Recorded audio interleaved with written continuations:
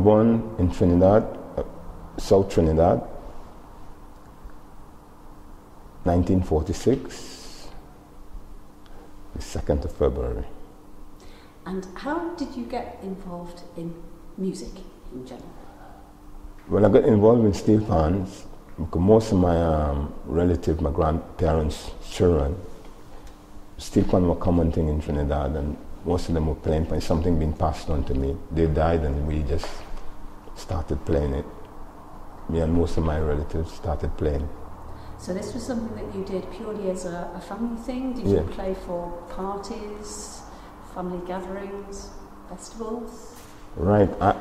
Normally I'm born in a small village, South Trinidad, Salazar Trace, and when they didn't really have much parties, so at the time, they don't have much parties, we just play for the love of it. And steel pans, it was really a common thing in Trinidad, you know. Every village have a band, you know, like, and we used to have our own competition playing and that sort of thing. And can you tell me, when did you actually come to the UK? When did you actually come to live in Yorkshire? Right. I came to England 1986. I had a cousin, he was living in England, and I haven't seen him for about 16 years. And he came back to Trinidad, and we were working with a steel band in the same village, a big steel band. We were preparing for the national panorama, and he said to me that he have a band, he have a steel band in England, Huddersfield. And I went and get some money and I paid for my ticket. I told him, well, I'll be coming to England to assist him with his band, you know. And I came to Huddersfield and I worked with the band. I went back. I spent 2 months. I took 2 months no pay leave for my job. I was working in the National Youth Camp teaching steel pans. And I took 2 months no pay leave for my job. I got permission from the government to come to England to work with the steel band.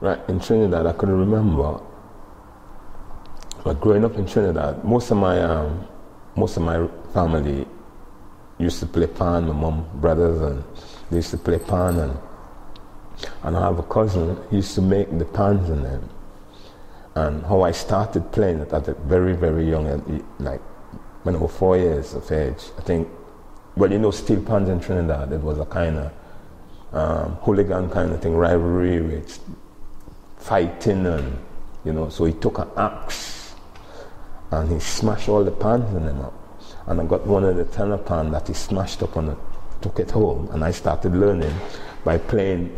The notes in them wasn't in tune, but I used to sing the song and shadow playing, you know, and it started that way. But my father died when I was 8 years of age, and my mom went to Port of Spain to live, and where she was renting, the house that she was renting had a steel band just next door. And there's where I start taking it serious, and I end up playing with Renegades, one of the top steel band in Trinidad. I end up playing with Invaders. So how old were you? At that time, yeah, about 21. Yeah. So between you being real small and being 21 when you started playing, was that playing professionally? Yeah, playing, when we were around that age, I started playing. So in those years between, I mean, sort of like presumably you did this all the time when you weren't at school?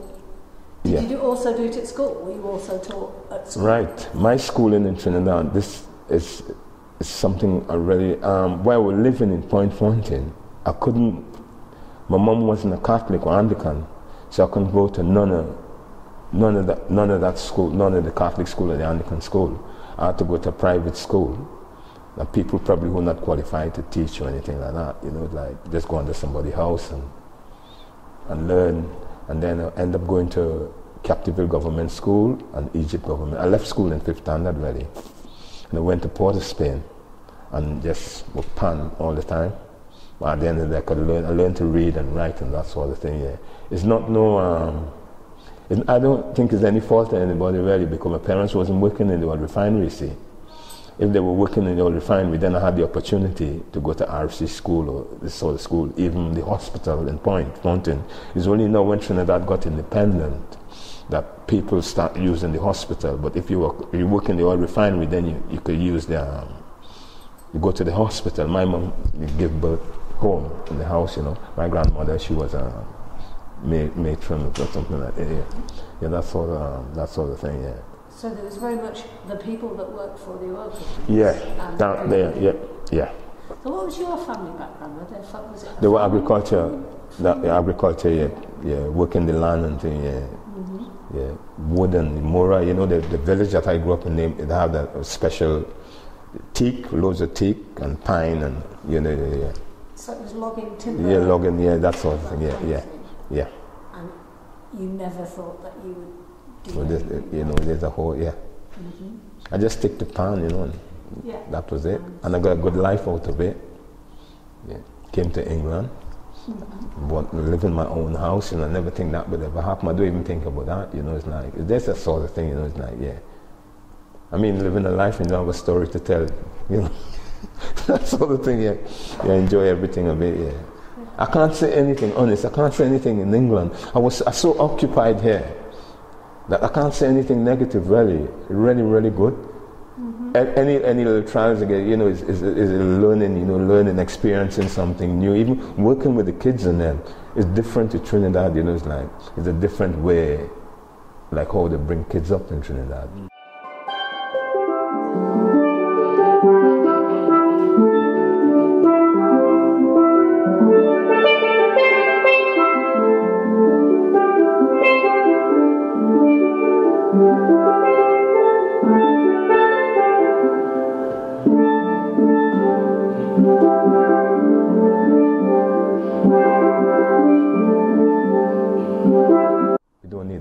We talk, you know, and then if we talk pan, everything you do and have a language to speak, you know, you don't talk like different like in school. This year we organize our own way expressing our talent, you know, they're not behaving well, you're not behaving well, you know, and this is what required, this is what we expect of you, and in a nice way, you know. I don't shout, and normally I don't shout at children when I'm teaching them.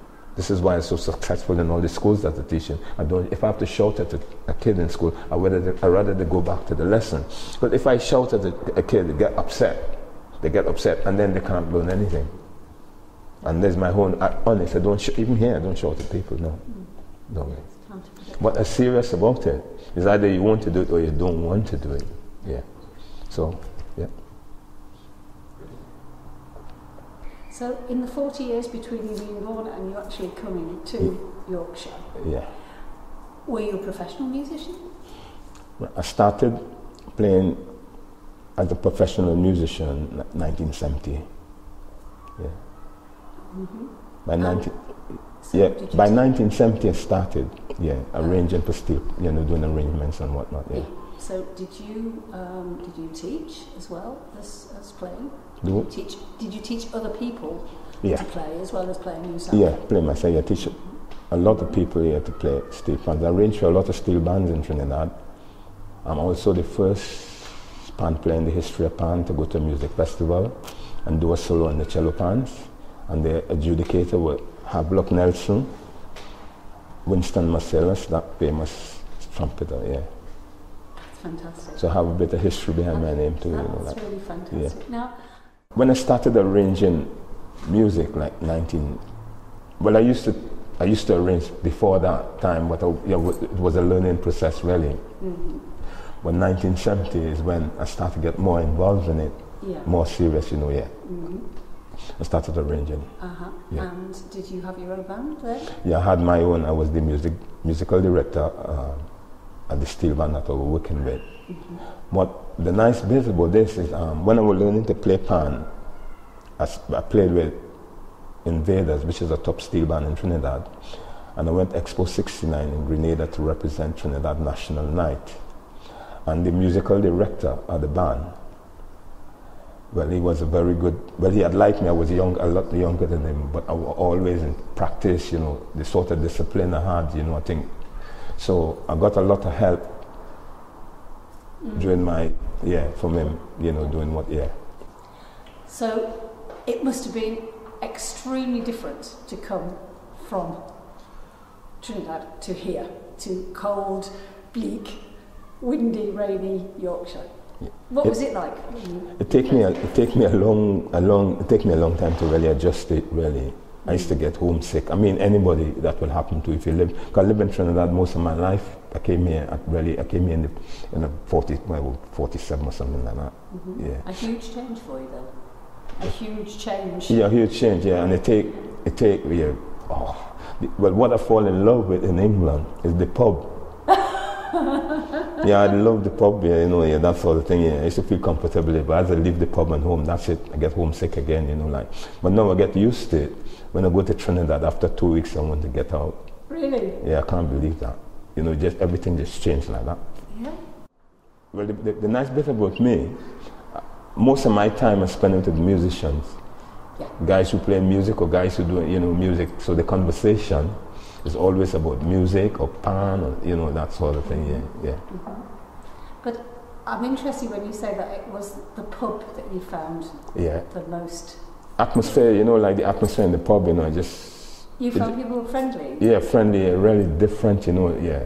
Yeah, and their difference, what their stories they had to tell? Or a pint of beer, you know, in Trinidad, you know, and that sort of thing, yeah. Yeah. And I like, what I like, I like old English people, you know, like they might be Scottish or I like how they swear, I like how they talk, you know, I like that sort of thing, you know. I used to laugh, you know, like it's just a different thing to Trinidad, you know, a different life, you know, to get into here. I really love the pub, you know, like when I go home. Even though I go to Trinidad, I miss it a lot. And you found people welcoming and very friendly? Welcoming, yeah. I think I'm a favourite in Leeds. I can't say anything bad or anything like that. So when did you first have a band that you played in regularly? We're in England. Yeah. When you came to England? Right.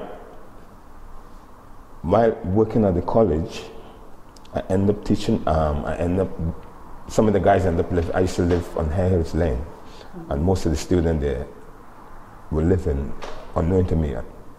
And then they were passing in the road and they heard me playing pan upstairs.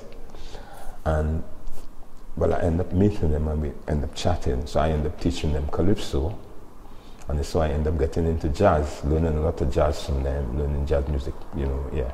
So it was a sort of cultural exchange, and I teaching them calypso and they teaching me, you know, like getting into jazz music, yeah, that sort of thing. Had you been a particular jazz fan before then? Had it been something that you enjoyed listening to? Or?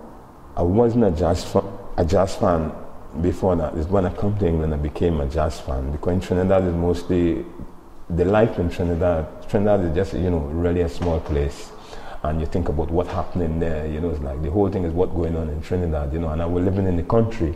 I wasn't living like in the city, and there where everything was happening, really, yeah.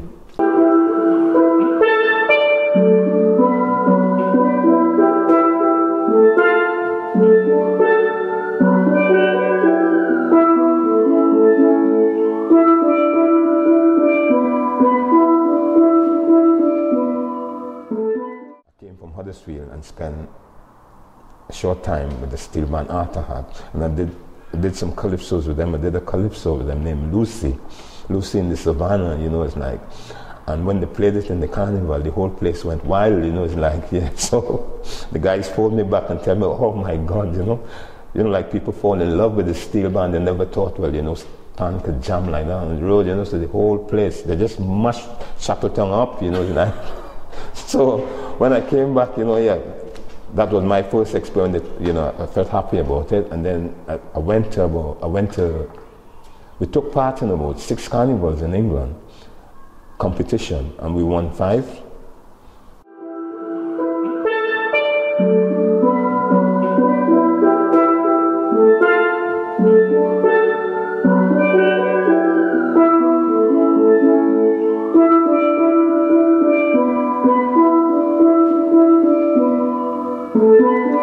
never ever learn it. It's the oral way music. You learn it by memory. You have to learn to hold the stick and this sort of stiffness, and that's all. The hard, yeah, you have to get that out of you, you know, like. That's the hardest bit, getting them to learn to hold the stick. But then the problem with pan again is that from my experience teaching pan in England, it has something, regardless of West Indian kids or they're born here, or they're all the same. Yeah. Stiff, they can't, you know, like in Trinidad people dance around and play pan, you know, like, oh, man, you know, and smiling and that, but you don't really get that over here. That's probably something to do with the weather.